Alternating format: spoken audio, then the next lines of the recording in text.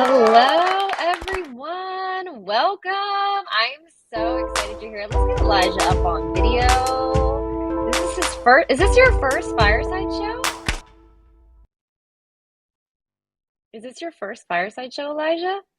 Good morning, friends. Good morning, Kim and Lolita and Kim and Gloria. There you are, Elijah Bowie. How are you doing this morning? I can't hear you. I don't know if it's just me. I can hear the wait bot though. I can't hear you, brother. Got Carmelia, got all our friends in the room. Listen, if y'all want to pop up on stage for this, just raise your hand and we will bring you up. Oh, I might be able to hear you now. Elijah? Can you hear me now? Yes, I can. Good There morning. we go. How are you? I'm super, super, super excited for this. So, for anyone who doesn't know, Elijah Bowie, sales coach to the rich and famous, and me sometimes, I don't know. But Elijah's one of my favorite humans. We met through the app Clubhouse, and one of the things that was really special to me in early Clubhouse was all the rooms that we throw where people would just come up on stage, they'd ask their questions, and we'd workshop them live. And it's something that I've really missed. And so when we had the opportunity to join Fireside and start our own show, I was like, I want to bring my favorite people each Monday morning. And I want the business owners in the room or aspiring business owners in the room to raise their hands to ask questions. I could ping Elijah with questions for the whole hour, which I sometimes do. Sometimes I shoot him a voice memo and say, here's a riddle. But I wanted to share him with all of you today. I'm drinking coffee. He's drinking blue sports something or other. I Gatorade. I accepted the thought you were saying assignment. Powerade. It's Oh, so did Elijah, you say introduce that? yourself to the people. Yeah, I am Elijah Bowie, and I've been absolutely blessed and fortunate to work for about the last 11 years now, helping entrepreneurs, business owners just like yourself. Some of even, as Sarah mentioned, some of your favorite influencers or gurus, if you want to call them, be able to take their message, their product, their service, and to communicate what they do effectively with the marketplace so that they can serve more people and create impact. So it's been really fun. And I think I'll probably do it forever because that's how much fun it is. But yeah, that's a little bit about me. I love it. Lolita, my co-host in hashtag Rise and Grind. Good morning. How are you this morning? Good morning. Can you hear me? Yes, we Yes, can. ma'am. I am doing amazing. Hi, Elijah. Nice to see you in the flesh. I don't know how to show my camera, but go ahead and give me some coaching on that. I can invite you up to video mode. Oh, look at that. Fancy. Oh, look at that. Accept. Hello. Ooh. Yay! Look at that. Look at that. Breakfast of Champions, hashtag Rise and Grind live on Fireside. Oh, listen to Lolita, the how are you? music. Doing this morning? I know that means everyone's excited that you're here. And I want to tell everyone in the room, I'm excited you all are here for this conversation. So tell me, Lolita, do you have a question? Do you want to drop a knowledge bomb? What are you doing with us here this morning? We are ready. Oh, well, since we have Elijah here, I will not waste any time. Elijah, I have a question for you. So you work with small business owners. Let's just get this out of the way. Look, Okay. yay, they like this question too. They like small business owners digging in.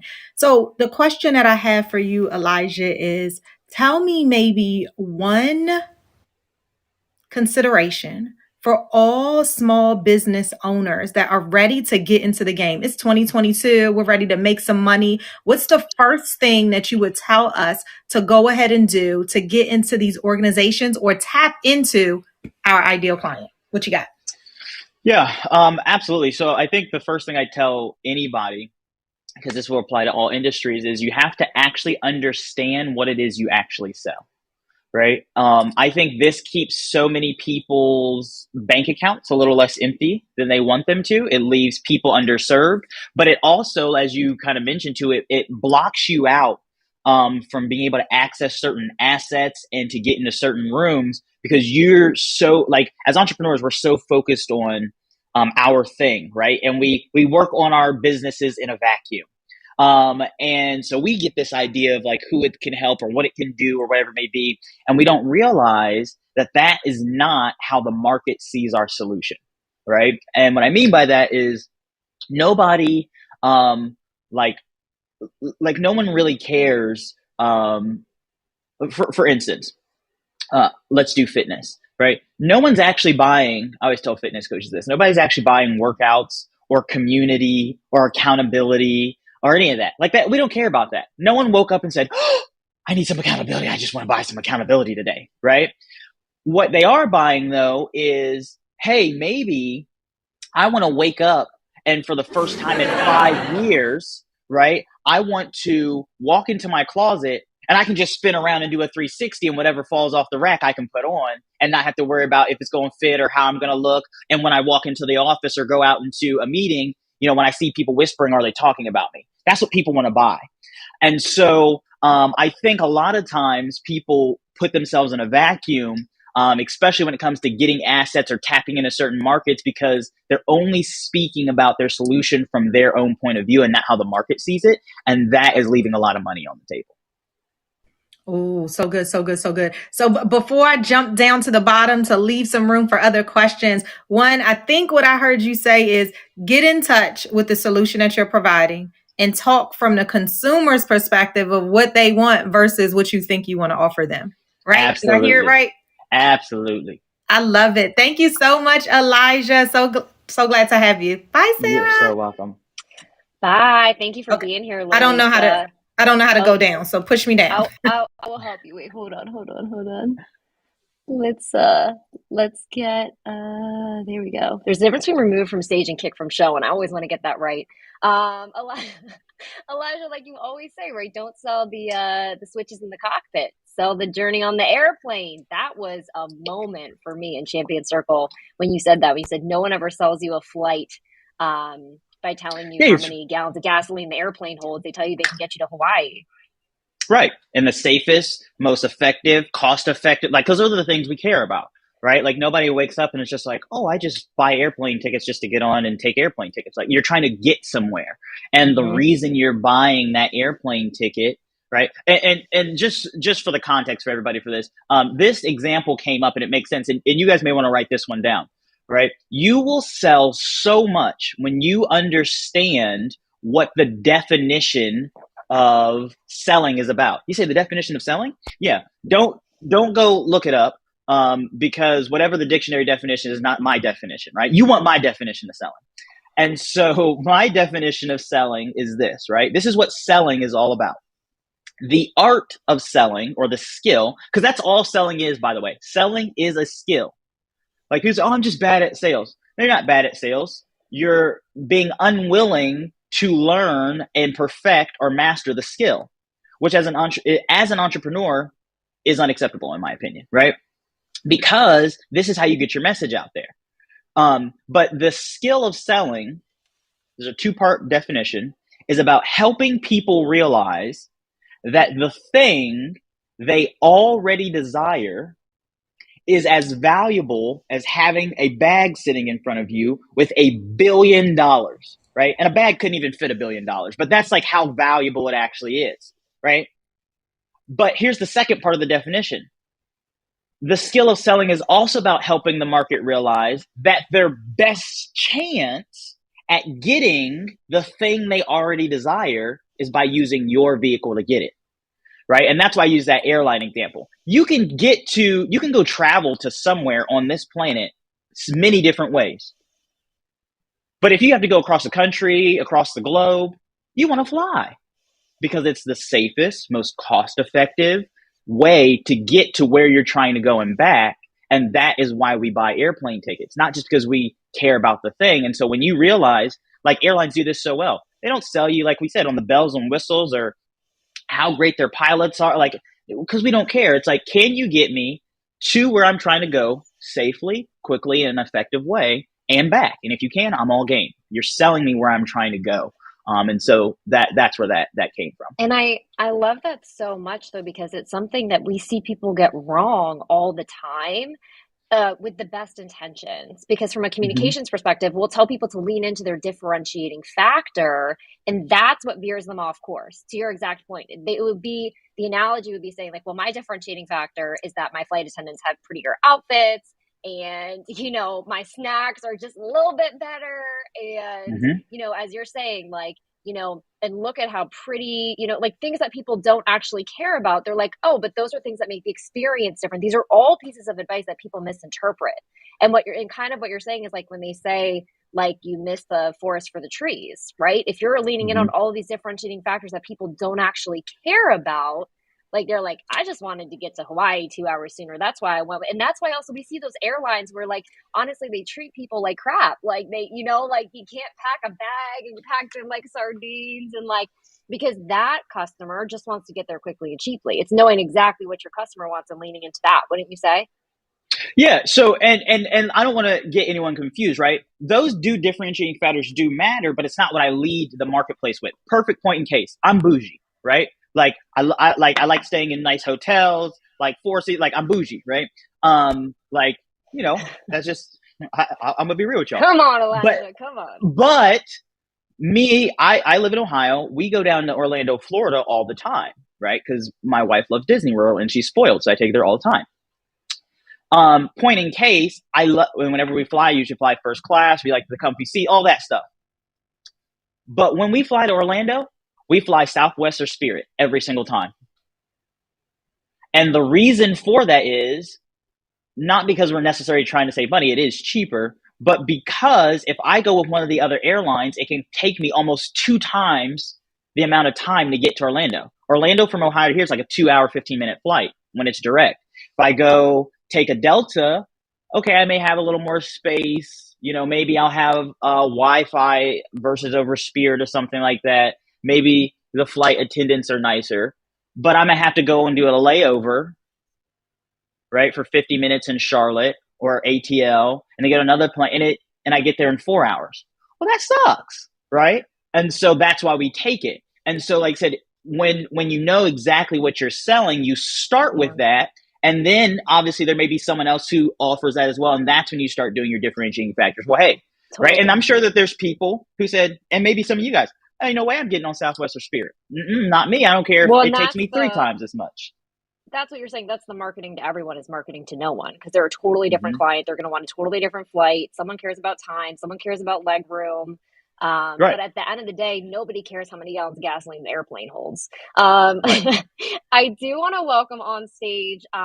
We got Isidro. We will come to you momentarily because we definitely want to hear your question. My girl Kim Walsh Phillips, but also my partner Glenn Lundy hopped in the building. Glenn, how are you doing this morning?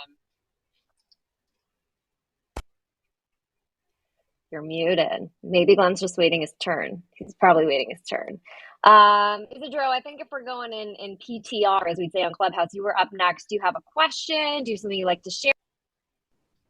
Yeah, I do have a question. Thank you for letting me come up here. I also want to say I shared the pain with Glenn about the Raider loss. I've been trying to break up. I'm on my 13th year of trying to break up with the Raiders, and it's not going well. So, but anyway, the question. Oh, the quick comment that I have, speaking about flying. Last week there was a talk with Glenn as he was trying to get his thing going on Fireside on Friday. The guy with the jet, that it's a lot cheaper than people would think to have your own jet or something like that. So you may want to get your own jet, Elijah. But my Oh yeah, trust me, I know all about it. Yeah, we 2022. It's all about flying private. We already done. Yo, Yeah, we're not doing another well, Flying Pirate episode of Breakfast and Champions. if you We're need gonna keep our eye on the ball here. if you need a personal taquero on those jets, I'll be glad to volunteer to be your personal taquero, right? So you'll have tacos on your jet, and it'll be me making them, so we'll be good. But I love it. the question that I had is, when you're not selling a physical something product or Hmm. something. I'm trying to sell a message, and I see that even though you don't have a product, the message can be a product or turned into. What would you say? And my message is simple. My wife and I, fortunately, we've made good financial decisions. We're in good spots, and now we could take on these personal projects that we have as I approach my 50s. And my message is wanting to take the word taquero, someone who makes tacos, and bring that to a stage where it's much more appreciated than it is today. And I don't want to spend the rest of my money trying to do that. I do have this vision later on of how that would be appreciated.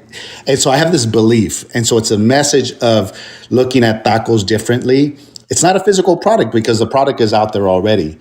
But how different are those messages, and maybe how can you use some of the same tactics to try and sell a product? Do you know what I mean? Like the message and the Yeah. product. Yeah. Yeah. So it's a pretty good question, right? And this is exactly what I mean, right? So you clearly have a passion for tacos, and like you've mentioned, since you've mentioned up here. But here's what you have to understand, and this is what I was talking about. Even though you have that passion, and I believe that there's other people who share that passion and will come to share that passion as they work with you, I have to align myself with what you want first. In other words, anybody who's in the business of selling tacos, right? Because that's what you get. I mean, they're not free. You ain't giving them away, right? So you're selling them, is not up at night in a cold sweat saying, how can I get people to care more about tacos? They are up at night saying, how many more tacos do I need to sell before the first, because rent is due, right? So I align myself with what they want first, right? Every business is in business to do more business. Like if anything, even if you have a unique like you have to align. I was working with, I have a friend of mine who is like a barista is not the right word. She makes cocktails. She's really good at it. I can't remember what that called. Drinkologist or something. A Mixologist. bartender? Mixologist. Yeah, a mixologist. There it is. Mixologist. I was around there. You see what I'm saying? All right, she's a mixologist. And so she makes these little kits for people to like make their own cocktails. And she was, and it's doing pretty well, and she wanted to go B2C. And I was like, well, you can go to B2C, but that's a churn and burn business, right? I got to get I got to go e-com, got to get a lot of money out there. I was like, what you could do instead is find out, like, what does cocktails have to do with a business, right? A Fortune 5,000 company. I was like, easy. You have to align with them. Well, every business is in business to do more business. Show these businesses how physical gifts, and this is all true, right? Physical gifts create retention and keep my clients around longer. Show them how physical gifts to your Dream 100 prospects can get past gatekeepers and create partnerships and all these other things. And so when we started when I was telling her this, all of a sudden these cocktails and these kits she's sending out, businesses are buying them in bulk in large orders, right? Not because they really care about cocktails. She does and has a passion for it. And she's educating them on that as they're going through, but because she aligned her interests and realized, hey, what I'm really selling is, hey, you can put $250,000 extra in your bank account this year without getting a single new client, just retaining X amount of people over this year. And that's the whole angle. And they say, oh, okay, cool. Physical gifts. That makes so much sense. And she goes, hey, I can provide the physical gifts. I can do all the shipping for you and send it out and make you look like a rock star. And we know that the stats is going to keep people around longer. And these people who receive physical gifts are this more likely to refer and post on social media and all these things. And so now businesses are starting to place orders, right? So you see how we took something like cocktails, like what does that have to, because she's not actually selling cocktails, right? Now, if she was going to a different market, we could make cocktails fit the exact like need that they want. Because I'm always helping people realize the thing they already desire. Any market I go to, I'm not trying to show you have a desire. I have to help you realize the thing you already desire, right? Because it's an uphill battle to try to sell somebody something that they don't already want. Doesn't make any sense. Like, Elijah, how you guys do so well with sales? Easy. I don't come into a sales conversation trying to sell what I want to sell. I just listen to this person. What do they want? And then I'm going to figure out how my vehicle, my thing, can give them a chance, and you should help them realize it's their best chance at getting the thing that they want. And when you do that, the reason I make it that simple is because psychologically up here, it becomes a no-brainer for that person listening. Oh, every business wants to do more business. Man, if we just held on to 10% more of our clients last year, that would have been an extra $250,000 without any additional cost. And all we had to do was send out some physical gifts to our customers. Oh, you'll do it for me? Okay, send it out. Yeah, no brainer. 10K to save me for me to keep 250K? No brainer. Let's do it. And so that's how I think you should approach as well. Align with what it is that they actually want, which is to sell more to grow their business. And then while they're in your thing, you can teach them and show them all and share your passions, and they'll come along with your vision and your journey alongside of that. Elijah, I want to push you for a minute. And Kim, I can't see if you unmute because of where the videos are. So if you are, and I was going to come to you next either way. Oh, Isidro, you left the stage. I was going to keep talking to you. But Elijah, I want to push you for a minute because what I heard in his question, because it's my wheelhouse, was actually around thought leadership and around kind of changing definitions and around kind of respect. And I felt like there were kind of all of these other levels there. And so one question I have for you is that absolutely, they say like nothing succeeds like success. So I feel like not only did you give him the pathway, but at the end, you also said like, and once you're this much more successful and you're making this much more impact, you will naturally change the kind of change the definition and change the vision. But my question for you, kind of leaning into how I heard his question a little bit, would actually be about people who in some ways want to enhance their thought leadership from the sales coaching perspective. Because that's more what I heard from him, was more him kind of saying like, I want to change how people view the brand that is people who spend their life making tacos. And as I said, is it just, become more successful and then those receipts make the change? Or are there ways that you advise people in your lane? Because I said like, from my vantage point, I would think about kind of like the thought leadership and things like that. I would think about partnerships in the community, and I would think about, I don't know. I would think about how the events and the food services that they were doing, like what are the things that the actual business is doing as far as giving back, as far as outreach, as far as actual impact from a branding perspective, and kind of where is he getting his name out there and things like that. But I'm curious, do you know what I mean? Is it always just make more money and make more sales, or is there more to it? So yeah, and I'm glad you're asking this. So to clarify, my point is this, and I had to do this my whole career because I was stepping in rooms where I was 16 years old. Who the hell's going to listen to a 16-year-old on anything? When I align myself and I can get you what you want, I get influence. So what I'm telling him is, if I want to elevate the way the community or the market sees tacos, or we want to go into this higher end space, right, and change the perception, there's two main ways to do that. One, if I'm a very large company and I've got really deep pockets, I saturate the market with new messaging, right? But most people can't do that, and it takes a lot of money. So what I do instead is, like you said, and I can pick out key people, right? I can take out people I think are going to be influential, for instance, in a specific market, and I align myself and help them get what they want because it gives me influence. Like if I'm helping you grow this thing X, Y, and Z, for instance, your business, and you're like, I'm not a stranger anymore. So whatever I say or give you, it's like, oh, okay, yeah, that makes sense. And so along that journey, I have influence to help you see and change. Hey, maybe even part of the business model, for instance, if we're talking about tacos, is, hey, maybe right now tacos are something that people sell as cheap. And so I'm going to help you grow your business, and I'm going to show you how to make tacos a high-end item, and why you don't want tacos to be a cheap thing, but make it a high-end item. And that's going to help him achieve his goal. And simultaneously, he's going to take on ownership of the beliefs and the viewpoint that I have around this.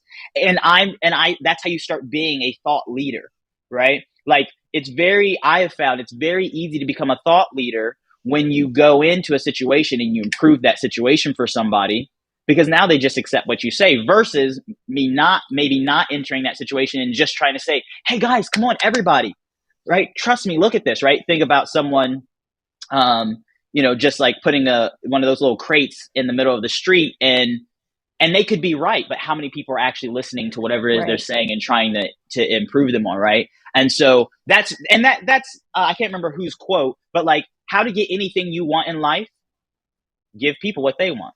I give you what you want, you will listen to whatever I have to say. But I also love what you're saying too, because so many people say, how do I have influence? And you're saying build it first, and then you have the influence. All right, Kim and Glenn, I've been hogging Elijah. Get on in this conversation. As I said, the way my video is, I can't see when you unmute. Kim Walsh Phillips, are you with us? What are your thoughts on this discussion? What is your sales advice this morning? Hop on in here.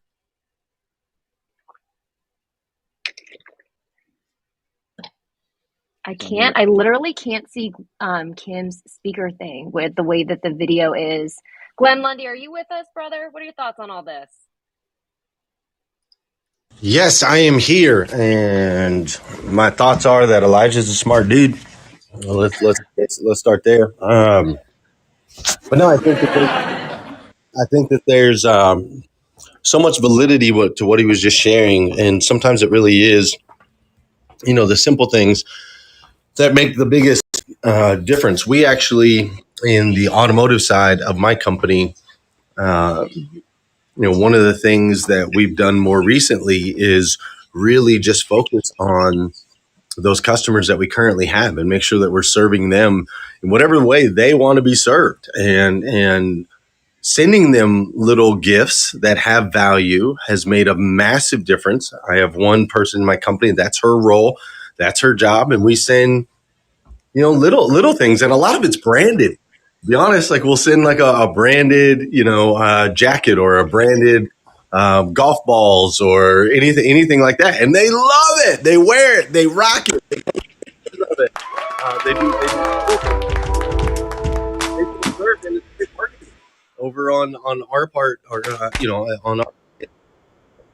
I think Elijah's spot on, and I think a lot of people miss the fact that it's so much easier to build and scale with those that are already in our camp than it is to go out there and get cold traffic. So if you can serve those that are already close to you and already believe in you, evolve your model, not think about what you want, right? Auto industry is one of the things, and so I'll touch on that real quick, but like the auto industry is a perfect example, right? Like in the auto industry, we wanted come to the dealership, come to the dealership, come to the dealership, come to the dealership, come to the dealership. Customers like, I don't want to have to go through that whole process. I don't want to, but we're like, you have to, you have to, you have to, you have to.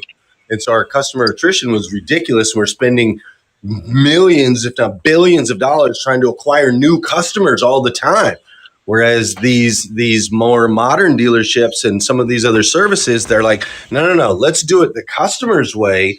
And now we have, a fan for life that'll only do business with us. The loyalty goes through the roof. So start looking at your business on how you can evolve it to fit the customer's needs is the message. And I think Elijah's spot on with that. And then add the little tiny sugar on top cherries, to make the experience a little bit better with you than it would be with anyone else. So I love.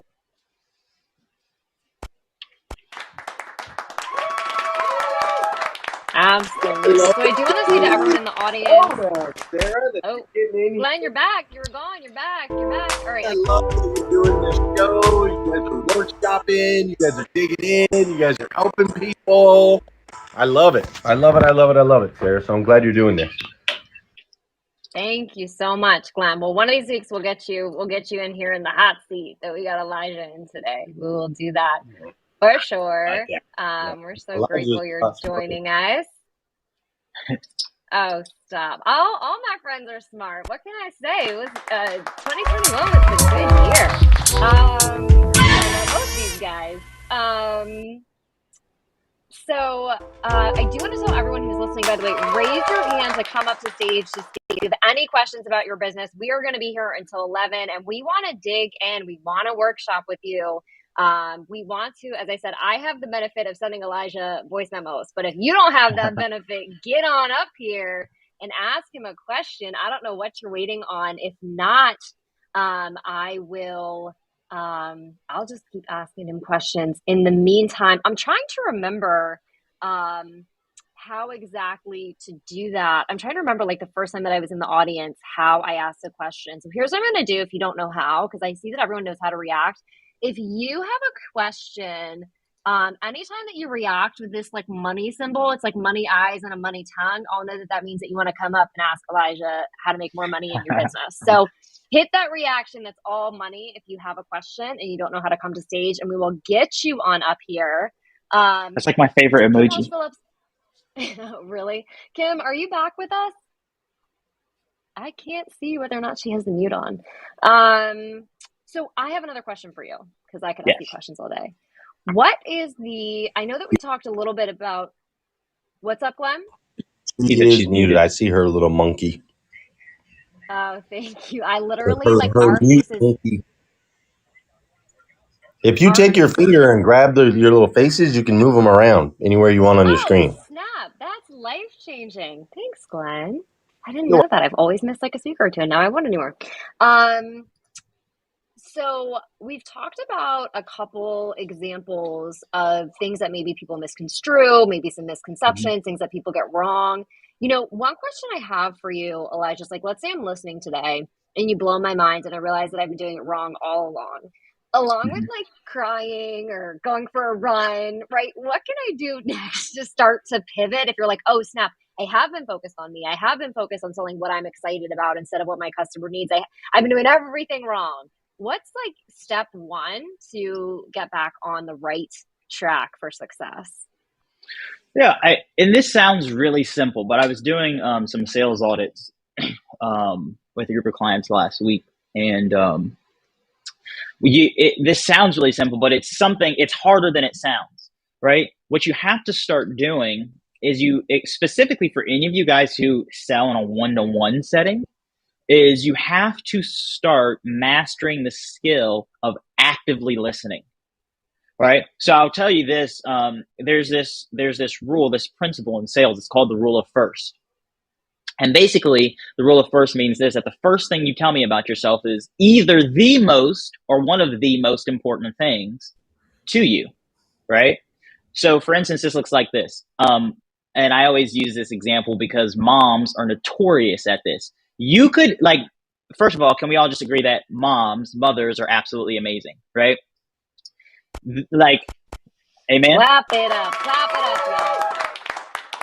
y'all. You could meet a woman who has literally, I'm not talking about figuratively, literally dominated an entire industry. And if she has kids, someone will say, tell me about yourself. And she says, well, I'm a mom. It's the rule of first. What that tells me is that even out of all the things she's done in X, Y, and Z, that the piece of her identity that's most important to her in that case is being a mother and how she shows up or the example she's setting for them, et cetera, et cetera. And so that starts to key me in on certain things. And I would know right away, no matter what it is I'm selling or offering to her, that some way and somehow the thing that's most important to her is, like I said, whether that gives her more time to be with her kids or create a better life for her kids or to set a better example for her kids, right? Everything would be centered around that because it's the rule of first. Because it was an open-ended question. Tell me about you. And that's where you started, right? And so you have to start listening. For instance, we'll even take the car dealership industry. People believe, and it is true to a degree. Let's say I step into I go into a car dealership and say, oh, well, you're here to buy a car. Okay, well, yes, to a degree. But let's say, and I have a little girl on the way. She should be here in the next couple. Actually, she could come any day, but her due date's like in 2 weeks, right? So I have a little baby girl coming on the way. And I already have my son. Yeah. Thank you. That's right, y'all. Clap it up.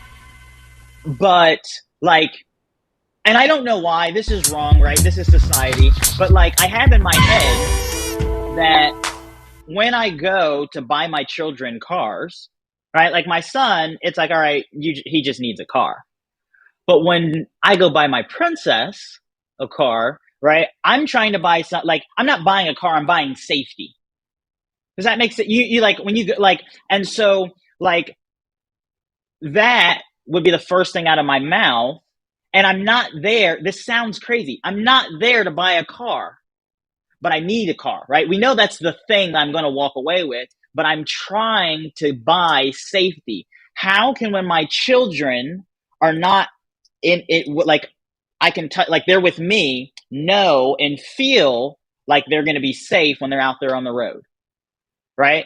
And so when you start being able to pay attention to that, you don't have to focus on, oh, well, I'm just trying to sell this. I can just and it becomes so much easier. Like I promise, sales becomes so much easier when you just start listening. And what happens is most people, when they're selling, they think they're listening, but they're not actually listening. They're so they're hearing what someone's saying, but they're so focused on what I'm going to say next, right? How many of you guys, you ever caught yourself doing it? Like that's what most people do. Because you have to be trained to listen. Like therapists are trained in the skill of listening, right? So I'm not sure if you guys know this or not. Like I study psychology and therapists and all the things. So if you didn't know, and I'm not sure if there may be some therapists here, therapists are trained. They are not supposed to tell you what to do or what they think. Their whole method is for them to actively listen to what it is you're communicating and ask you questions that allow you to go deeper and introspective to reveal what you already know to yourself, right? So one of the things why therapy is so good and people love it and they feel so great after, and people will say things like, oh, my therapist helped me do X, Y, and Z. And it's like, well, it was actually in you, because that's the art of therapy in general, right? But therapists are trained to introspective, and really listen to what someone's saying. And when you really do that, you'll be able to realize what's important to them and ask them certain questions that allow them, which is my favorite way to sell, allow them to come to the same conclusion as I came to. Because if I tell you something, that's right, big. It's really big. Because if I tell you something, subconsciously, there's going to be some resistance to it, because you're going to think, well, is he just telling me that because of X, Y, and Z? If I get you to come to the same conclusion as I'm at, but I get you to come to that conclusion only by you answering questions from yourself internally. You think, your mind up here think, you came to the conclusion because you did. And it's a much more powerful inclination, and you're much more motivated and, believe in it and all these other things. And it becomes this okay, let's go, no brainer thing. And so, like I said, all you really have to do is, I always tell my students this, go into any sales conversation as a newborn baby. People say, well, a newborn baby? Yeah, because newborns know absolutely nothing, right? Like even down to the definition of words. People assume that, you guys realize, and this is not like a joke, this is literally true. We could go get the data from it. As I'm speaking right now, everyone is not hearing and receiving what I'm saying the exact same way. Literally, we're all hearing different things. So even in a sales conversation, even certain things that people may say, I'm not just going to take that definition and think that, oh, they mean what I mean. I'm going to get because if I'm in a sales conversation as a newborn baby, you have to define that for me, right? Because your explanation and your definition of it is going to give me some insight to what's really important to you and how you see it and so on and so forth. And it's really going to allow me to sell you what you already desire. And then all I have to do is show you how the thing you're desperately trying to do already, how you can get there in a quicker, better, faster, more efficient way.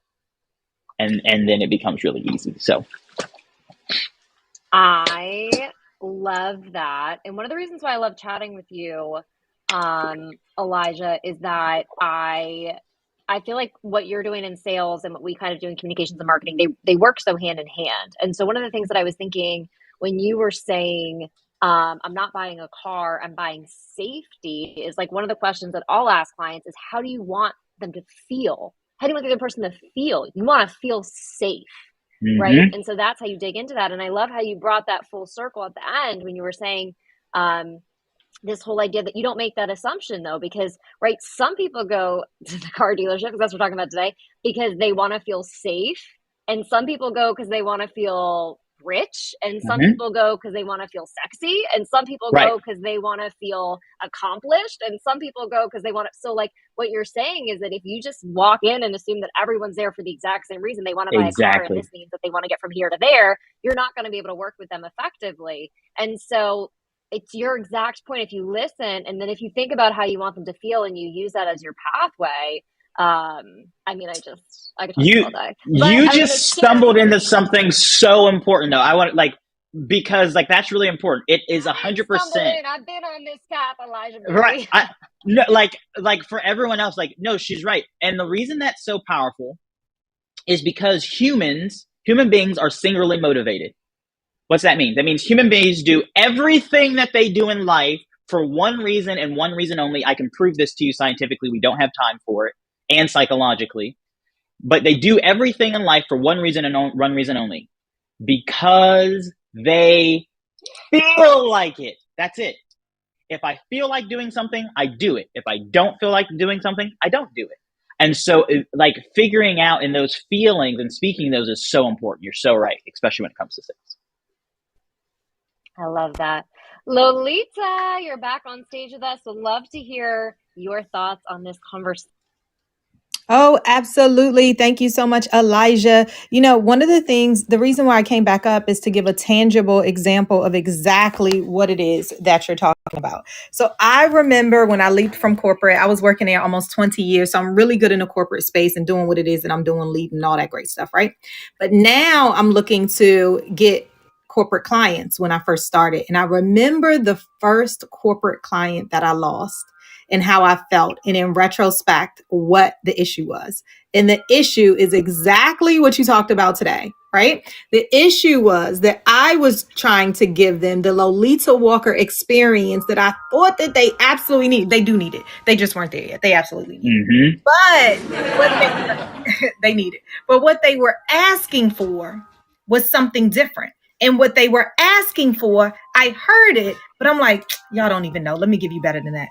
All they wanted was so easy. And I felt that they wouldn't even be capitalizing on all the awesomeness that I could give them because they had yet to know. And still I pushed and I pushed. They asked me to reduce the cost. They sent me through all of these little loopholes. But had I listened, oh my gosh. And it was so easy. It was ridiculous what they wanted, right? Yep. So easy and so non-value added, if you ask me. That's all exactly. And instead, I tried. But I'm obsessed with that because no, go ahead, Sarah. As you're saying, sometimes people, I'm obsessed with that. And Elijah, I wonder how often you see this. Like, well, Lita, that's such an important point. Sometimes people's desire to make the sale talks the person out of actually buying the thing. Like, it's kind of like when you go to the store and you just want to buy the shirt or whatever, and the salesperson is all over you. They're like, oh, but this is 2 for 1, and this is this, and this is. You're like, I'm just in here. I just want to buy the shirt. I just want. And they literally, you end up leaving the store because you're like, I don't want to have a full blown conversation with you on why I don't want the deal with the 3-piece suit and the Lolita. We hear that. I mean, I've heard that on Clubhouse stages a million times that people are going to buy someone and the salesperson talked them out of it. That's such an important point.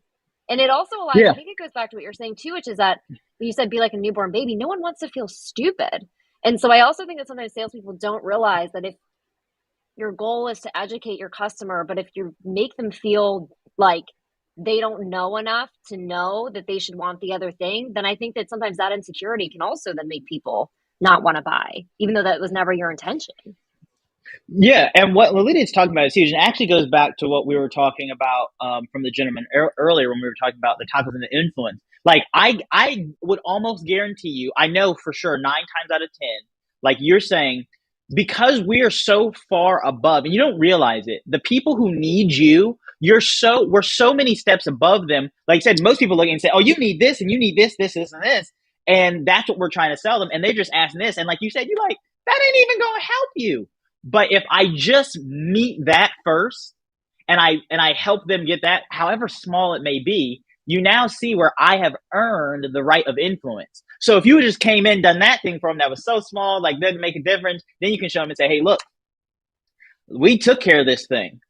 And, maybe it had the impact that they wanted, or maybe it didn't. You can say, hey, here's why this did X, Y, and Z. And now because you either helped them achieve it or they allowed to do it, and they're still maybe experiencing those problems, you can show them. And now when you say we need to do X, Y, and Z, they're like, okay, right? And it's so easy because I've earned that influence just by helping them. So that is a perfect example, Lolita. I love that you came and shared that. Thank you so much. Yeah. And what I learned from that is exactly what you're talking about. Listen intently. That was years ago, but I will never make that mistake again. So I wanted to give that example so folks can remember, listen intently and give them what you want. And I love what you said. Then they see your value and you can continue to go on and on by just giving that value right there. Thanks, Elijah. You're very welcome. Yeah. And we've all experienced that, right? Think about if you guys have ever had a positive experience. I mean, everyone's had some type, but whether it was with a coach, a mentor, or a product or service, right? Like I love Apple products, right? I got these AirPods, I got the other AirPods, I got the mouse, the keyboard, the iMac Pro. I got all of it. The pencil, I have everything Mac, right? Apple Watch. And I have all of that because I had a great experience. And so now Apple has the type of influence in my life. I've given them the type of influence in my life where when they publish something new, I just buy it. Right. And that's what happens when you help people achieve or give them the feeling, right? Achieve the feeling that they so desperately desire. You get that type of influence and impact. Like, for instance, like I've given Sarah a certain level of influence in my life where when Sarah says, oh, you have to be on this, I just jump on. Like other people don't have it. Thank you for that. Appreciate right? you. No, I'm serious. So it's like, oh, no. But if Sarah says it, right, because Sarah has met that criteria for me. And so I'm telling you guys, if you guys can do that in your sales, then that's where you create these raving fans and these lifelong buyers and things like that. And they get this level of influence where it's like, oh yeah, I have, X, Y, and Z. They're just like, hey, whatever you say, you said it, I'm good with it. And so it'll really help you in sales. Yeah, and I think too it's interesting because I had an interview with Anais last Monday, and we talked about all of the issues with fear-based marketing. And I think also one of the reasons why sometimes these things seem so hard is because they are hard. It actually is hard if someone asks you for A and you feel that they need B to just let them have A. It's hard because you become fearful that you're like, but I know they need B. And if they don't get B, then they'll never come back to me and this and that. And you actually have to kind of get out of your own way. And you actually have to realize, in my opinion, when they say like actions over words, that, know, like, and trust, all of those things, that if you trust that that person knows what they need for themselves over what you believe they need for themselves, even if you've seen it 100 million times, even if you know the sector better, even if, your intentions are in the right place, demonstrating to them that you believe that they're, smart enough to act in their own intelligent self-interest is going to gain that trust. Like you're saying, that they're going to like you more. They're going to want to come back to you because you've shown that you trust them. Right. And you can also, there's a way to ask questions, right? So you got to know how to ask questions. And this goes back to therapists as well, right? If you say something or say you're going to do a decision in a therapy session, and it's so funny because I've actually never been in therapy, but I study it. My mother-in-law is a therapist too. And you say something that they disagree with, a good therapist is not just going to they're not going to, because they're trained not to, right? Because they're not supposed to impose their beliefs or feelings onto you. So what they will do instead is ask you a question that causes you to go introspective. And you can do this with your prospects. So if they're so focused, they think they need A, I can ask you a question. That's really interesting, Sarah. So tell me, why is it that you sound pretty confident when you say that that A is going to fix the solution? Tell me why that is. Why do you feel so strongly that A is going to solve this problem? Right? So now she has to explain that to me. And then as she starts explaining, I can ask her things like, so if A happens, wouldn't, B, C, and D still happen? And wouldn't that still... Oh, yeah. This is how you ask questions to get them to come to the same conclusion. I don't have to tell you that A is not really what you need, right? I can ask you questions that get you, and that cause you to start poking holes, right? And parents, if there's any parents, you do this with children, right? Like a lot of times, unless, sometimes we just tell them no, because I said so. But a lot of times, right, a kid will come, especially as they start getting older, oh, why is it that you're trying? Well, I'm trying to do X, Y, and Z. What do you think that like? And they will come and you actually see them kind of thing. It's like, oh, well, that's not actually going to do it. You do that same exact thing with your prospects, and you'll get them to realize that, hey, A's not actually what I need, and they will ask permission and say, well, hey, well, yeah, I guess you're right. I don't think that would really fix a problem. Well, they'll say things like, well, I don't know what would, or what do you think is would? And now you can say, well, hey, here's what I think. And you can present that new thing. Yeah, and I think also if you're confident in yourself, you know that there's more than one interaction. Like that's another thing that I think too. I always think about when I was working with like my thought leaders, and sometimes they would be like, well, if I don't get this point in the article, I would be like, you'll write another one. Like this isn't the only article you ever write. And if you don't get every point and you don't know it, and like that would be terrible. No one would want to read that. Like focus on this Right. now, and that can be the next one. And I think that to me really speaks to what you're saying as well too, which is that if they really want A, they're all about it. Build a very warm rapport with them. And then my question to you, Elijah, would be like, are there any almost kind of like door opening things that you can say on the way out the door that kind of say like, hey, like I want to hear how A goes, so that you start that warm rapport with them, so that then they'll come back and then you can introduce B on a future interaction. Yeah, absolutely. So if we just like picked up right where I did that, let's say they've come to that realization, and let's say I can't offer A, I can only offer B. I would tell them, hey, I think, it sounds to me like you've got a good plan on how to fix this problem, and you think A is going to deliver that. Unfortunately, Sarah, I would be doing you a disservice if I tried to fulfill A for you. And you would list for whatever reason. Maybe you don't know how, or and sometimes it can just be, I just don't think that would be the most effective path to doing X, Y, and Z. And it could be, but because I don't I don't feel comfortable in doing X, Y, and Z, or I don't think I'd be able, and usually I say it like that, like this, right? I don't think that me helping you with A would be the best thing for you and give you the best results. I couldn't integriously sell, you this or work with you in this capacity. I do, however, think that B could possibly get you there as well. And, so if A, doesn't work out for you, or work out how you expected, and you decide B, or, whatever. Right. And so you kind of leave the door open Elijah, for that. You're basically the Santa Claus in Miracle on 34th Street. And I love that that's where this conversation has gone. Anyone who's in the room who's seen that movie, who's seen the original Miracle on 34th Street? Come on, if you know what I'm talking about. I'm trying to get my friend Stephanie on stage. And while I do that, Chris, welcome to the stage. I'm so grateful you're here. We would love to hear from you this Oh, yes, just very quickly. Thank you so much for all this great information today, Sarah and Elijah. This has been fantastic. My quick question is simply this. I've been happily married for 34 years, and I'm listening to the principles. And I'm wondering, is my wife applying these principles to my marriage and my relationship? In other words, is this why she lets me be right once in a while? Thank you. Yeah, absolutely. I love Chris. Yeah, the funny thing, as funny as that was, honest and true, I tell people this all the time.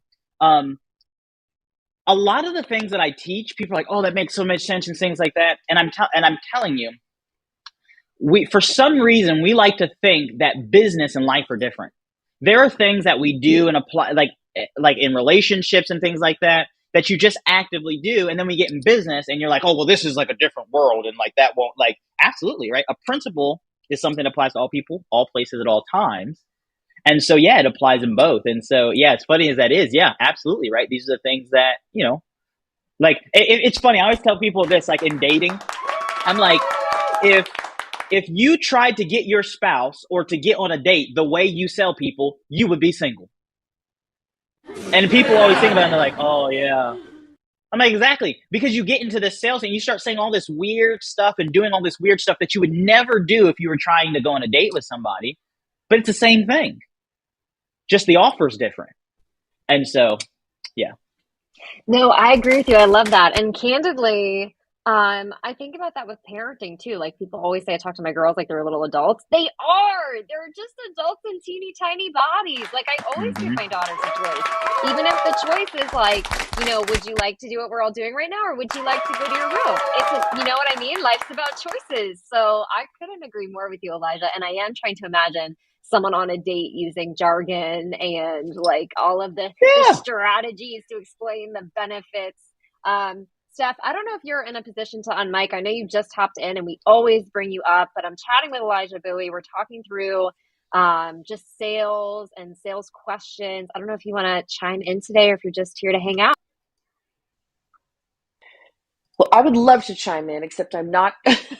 I did just hop in. So give me 1 second. Of course, as per usual, there's this amazing speaker with this amazing conversation because that is how Sarah does it. And so it's nice to, That's it is true. great to see you here on Fireside. But let me listen. If I have anything fantastic to say, I promise I'll jump in. Thank you. Yeah, no, absolutely, absolutely. We're so grateful you're here. Stephanie, she helped me get my sea legs on Fireside. She interviewed me about Breakfast with Champions, and she's just Nice. incredible and runs incredible shows on the platform. And Elijah Bowie helps people have six-figure days. That's why we got him in here. Y'all, we have 6 minutes left. So I just want to tell you that, opportunities come to those who grab them. So if you've been listening all hour, you've been responding with the emojis, I appreciate you so much. And I also want to tell you that if you're a business owner, raise your darn hand, or if you don't know how, hit that little money reaction so I can play it. There you go, Valerie. There you go, sister. Grab that opportunity. Let's ask Elijah a question. Okay, can you hear me? Don't put me on the thing I because will I not work put you on nights. And video. I'm I not. promise. Okay. I promise. We'll do audio. But I'm so excited you raised your hand when I asked you to. Go. Yeah, I was scared because I was like, I don't want to go on camera, but I'm kind of stuck at square one. It's like you are the go-to person, and we want to be able to listen to the customer and provide what they want. But how do you even? And I'm a health coach, so there's 1,000 Mm. people that do that. How do I stand out and say, hey, I can help you with?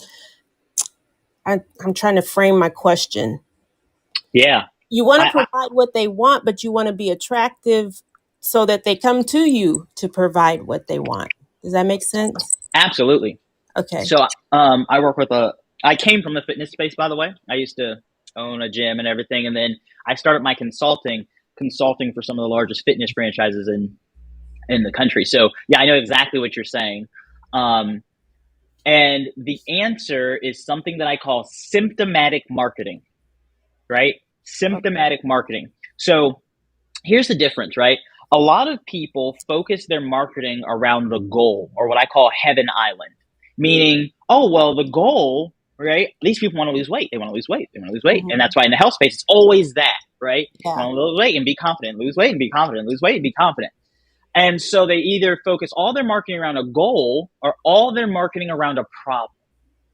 Now, Mm-hmm. here's the problem with that. Humans are hardwired to push off their problems, Right. right? Like, think about yourselves. Like, think about all the problems because we all got problems, right? And think Yes. about how we don't be trying to really address them, right? We only address them if we really got to. Amen. Right? Right. You will avoid Or if you have to situations and spend people. money on it, oh, I'm good. Exactly. Because we're hardwired to try, like, we have all types of songs and say, I got 99 problems, but this ain't what, right? Like, we Right. have all these things and sayings about it. So for me to go to the market and just say, oh, you have this problem, I can solve it. I have this problem, I can solve it, isn't powerful enough to get someone to do anything. Mm-hmm. The other reason why you leave a lot of money on the table and it doesn't help you stand out is because the majority of any market is not problem aware. Do you realize, and I usually do this example with my students, like if I hold, and I usually have a penny, if I hold a penny this close to my eye, you realize that penny doesn't look like a penny. Mm-hmm. You know what it looks like? Just the way things are. And that is how most people live their life. They don't realize that the problem is actually a problem. They think it's just the way things are. Mm-hmm. And so if you don't realize something's a problem yet, I can't talk to you at the problem level. I have to speak to you at the symptomatic level. And a symptom is how that problem is showing up in their everyday life.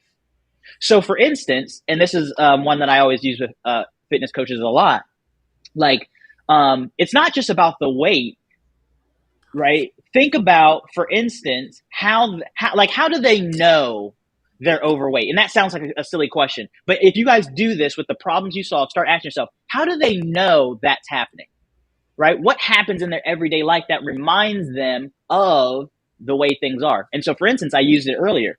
Okay, for someone, let's say you realize that there's people who wake up and have been waking up for the last 5 years an extra hour early every single day because it takes them that long to figure out what they're going to wear for the day, right? Oh, I was like, it takes me that long to work out. Okay. Yeah, I'll say this, not you said, right? But wakes up an extra, so whatever time you would normally wake up, they wake up an extra hour early just for the fact that they have to go figure out what to put on today, what they can, in their words, and I got this from people telling me this, squeeze into for the day. And it takes them an hour long every morning. They hate it, they cry, and they hate themselves. And I used to work with specifically females in fitness space. And the crazy thing is that they hide it. So they wake up an extra hour early so that their husband doesn't know and the kids don't know, because by the time everyone else gets on, they got to have that face and be ready, right? And then they go off, they go into work. Every time they see somebody talking to amongst themselves or whispering, they think they're talking about them. You see how these are symptoms of the problem. Everyone knows that, hey, we should, being overweight is not healthy for us, but that's not enough to do anything about it, because humans are even though they're not hardwired, we're hardwired to push away our problems. We are hardwired to always remove ourselves from some sort of pain. And so I have to figure out what is the constant daily pain that problem creates, and how does it show up for them, because they experience that every day. And if you start marketing around that, right, being able to walk in your closet and whatever falls off, you're fine with, you can just throw on because you know it fits, right? Things like that is what gets people to go, oh my goodness, that's me. They see what they really want for the first time, and that's what they're buying. And your health and counseling or coaching or fitness program is just a vehicle to get to that. That's not what I'm really buying. I'm buying waking up, throwing on any clothes. When I do see people whispering, I'm like, oh yeah, they're talking about how good I look, right? And so that's going to be a big thing for you. Elijah, can I keep you for 5 more minutes? Because I know that you time block. Would that be okay? So Valerie, I actually, the other thing I want to hit on that Elijah said earlier, because everyone knows, well, most y'all know I'm a fitness junkie, and I do think it's unique for women because actually, especially right now with so many people pushing back against diet culture, I really think that you have to pick a lane in the audience that you talk to. And I really think it goes back to what Elijah was saying earlier, going back to the car example of, do they want to feel safe? Do they want to feel sexy? Do they want to feel rich? Do they want to feel accomplished? Yes, Fruze, I see your donut. So, one thing that I would really lean into in Elijah's example is that Elijah's a fit dude who likes seeing people achieve their goals of success. And so that lane also is going to really resonate with his people because it feels really authentic. Something that I think is really important for you, Valerie, is going to also be and this is kind of how you put almost in some ways all of the pieces of this phone call together, because you want to active listen to what that customer needs, but you also get to pick who you want to work with. So you get to pick if you want female clients who wake up in the morning because they want to feel strong AF and they want to do that crazy CrossFit heavy lifting. If that's their number one motivation, you get to pick that. Or you get to pick if it's like Elijah was saying, like the mom who just wants to feel that much more confident in her day. Or you get to pick if it's the bikini competitor. Like, you get to pick who you want to work with, and then you listen to that person and you make sure that you're delivering exactly what they need, but you get to pick. Like, one thing that I think, I can't imagine how it would hold a trainer back if you were someone who believed in a restriction 75 hard model, but you were marketing in the everybody is beautiful space, or vice versa. If you believe that health is not size and you felt that you had to market in a diet restriction, double cardio way, there would be so much incongruency in yourself and in your messaging that I don't think you'd ever be able to be successful. And so I think that you have to hone in on your own personal beliefs and values in a space like that where it's so differentiated. Who is your customer? And then lean into everything that Elijah's saying about knowing that customer. Correct me if I'm wrong. I just went on a little rant there, Elijah.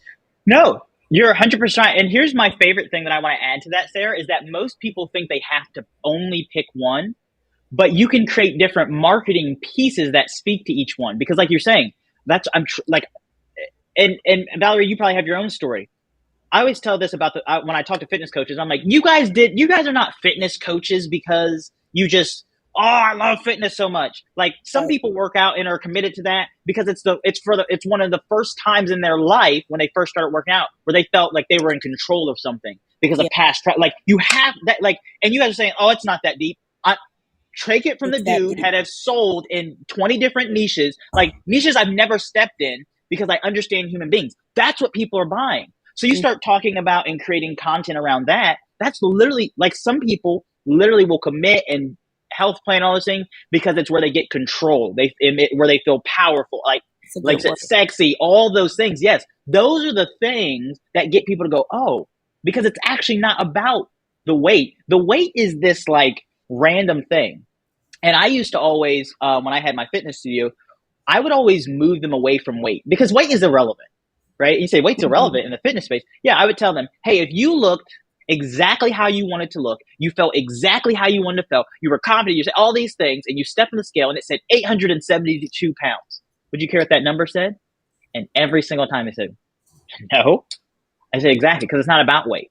And that shows you that that's not what you're selling. Not like workout, like all that. They want something else, and they know that losing weight is going to come in, but sell that person control. Okay. Sell them an escape. Sell them that confidence. You see what I'm saying? Sell those things. And those are much more powerful because now what happens in my human mind, when you go and put up your pricing and whatever your pricing is, right? And one of the things we usually help people with too is like double and triple their pricing. Like I was the highest for our fitness package in anyone in my area. Mm-hmm. And people were buying it because now when it comes down and I say, well, having that control, for instance, and paying, let's say $550 a month for a group training session, that's worth it. You start selling them workouts or accountability and community nutrition plans and ask them $550, they go, right? It doesn't make sense up here. Yeah. And so that's what I mean by when I said that, even at the beginning, you guys have to understand what you're selling. I ain't selling that stuff. This is just how we help them reach that thing. One of many that are in life. Mm-hmm. That person's like, I'm a small dude. I was 5 feet in high school. I'm 5'8" now. I know part of the reason why I work out, yes, it feels good X, Y, and Z, but one of the reasons I started working out is because I remember when I was 7 and my dad helped me start working out. He said, son, you have no control over how tall you get. But how tall I was, but that doesn't mean I had to be the smallest person. Mm-hmm. I'm like, oh yeah. So that's one of the reasons I work out, right? Especially now with the family and stuff. Cause like, okay, cool. You may see me and I'm 5'8" and step to me if you want to, you're going to get yourself messed up, right? You like, that is why I get up every day. I'm out at the door. And so you have to understand why people are actually doing things and why, what you're selling. Makes sense. Stop selling the gas in the airplane. Exactly. That's right. Sell the trip to Hawaii.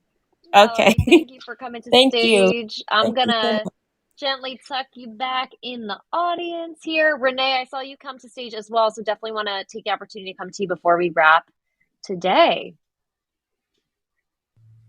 Good morning. So nice to listen to both you and Elijah. It's fantastic. I just had a question. First of all, you really hit on the marketing part of it and going into different avenues in order to really hone in on your business. And that is where I am right now. It's it was an aha moment for me. So thank you. I have been in one area for so long within the music business of styling, and I've lifestyle imaging really. So and I've helped people with their looks and the way they appear on stages and all of that.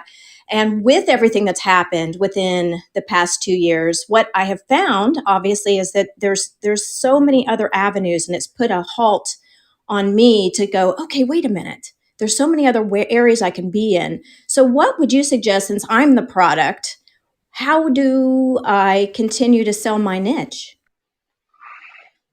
Yeah, so I think, correct me wrong if I don't fully understand what you do, but understand what you do. But I think one of the cool things about what you do is kind of like we were just talking about themselves. At the end of the day, it doesn't matter what niche you do it in, and it'll actually be easier to sell when you start moving away from maybe even how you look at it or what you call it. Because, and that's what I mean by, like, for instance, and I'm not saying this is like what you market on, but like, let's say like like image consulting. Well, maybe to me that means absolutely nothing. Maybe I don't think I need to work on my image. But what people don't realize is, but maybe I want people to see me and see someone who's confident. Maybe I want people to see me and automatically be able to trust me, right? All of those things that I put, from the way I walk to what I'm wearing to, all those things give off, because 90%, 80 to 90% of communication is nonverbal, right? Like, for instance, you see, let's say you need help, right? And you need directions. And there's what seems to be a mother, right?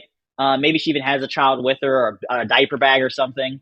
And then you see a businessman, and he's in a suit and he's very serious. Like, which one are you going to ask for directions? Whose day are you going to interrupt? The mom's, right? Because the business dude may be giving off and of like, oh, he can't be bothered. And so I would start to look at, depending on what space I'm going into or just content in general, on maybe I can go to the relationship space with your work, and I can show people how to attract, and let's just say, for instance, women, how to attract a man who can come up to their level, right? And be the type of mature, confident X, Y, and Z that they're looking to. Wow. Okay. You see what I'm saying? Because, Yeah. like, just like we did with the cocktails, because you have something powerful, and the reality is it can actually improve everyone's something, right? But I would go that in the relationship space, and that's specifically for women. Then I could go right into the corporate space and show young CEOs how to command respect and be respected in their industry. Nothing changes for you, but what changes is the symptom they're experiencing. Right. Oh, that's awesome. Yeah, because I'm very one-on-one and very nurturing with what I do. So I really have to get to know the person and what their lifestyle is and what really fits them. And I'm very empathic and passionate about it. So I'm great one-on-one with people. So I love that. That's amazing.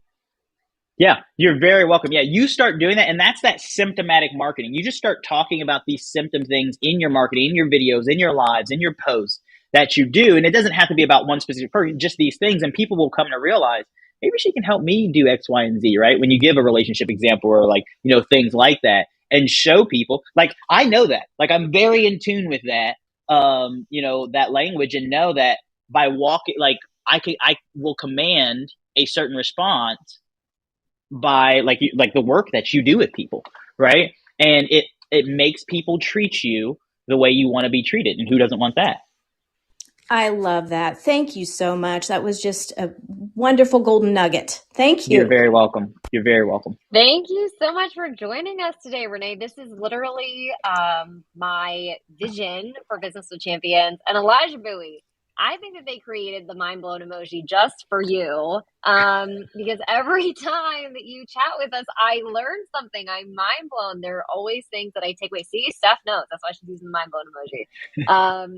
And I mean, tell people where they can find you, where they can learn from you, how they can connect with you. Yeah, I'm on all the socials, I think. I mean, they come out with a new one every day. So I'm on Fireside now, so you can follow me here. But just look up my name, Elijah Bowie, ElijahBowie, and connect with me. I'm always around, whether it's Instagram, Facebook, LinkedIn. I'd love to connect with people and chatting with you. So yeah, connect with me, and if I can ever help you do anything, you got a question, just shoot me something. Thank you all, everyone, so much for joining today. Thank you, Elijah, and thank you, Gloria, and Valerie, and Jeff, and Kim, and Farouz, and Christina, and Renee, and Peter, Mighty Mel, Lisa, Angeline, Jeannie, Michael, Vicky, James, Susan. I don't even know if I can get through all these names. Diane, April, Angeline. I'm so grateful you hung out with us this morning. We're going to do this every Monday at 10 a.m. Eastern with a different guest expert. So also hit me up in the DMs if there's someone who you specifically want to hear from. Elijah and Steph and Renee, thank you for spending this time with me today. I had a lot of fun, and we will also put this out on the Breakfast with Champions podcast, so you'll be able to catch it there. So thank you so much. Woo-hoo. All right, I'm gonna bring up that weight bot. Thank you all so much for joining.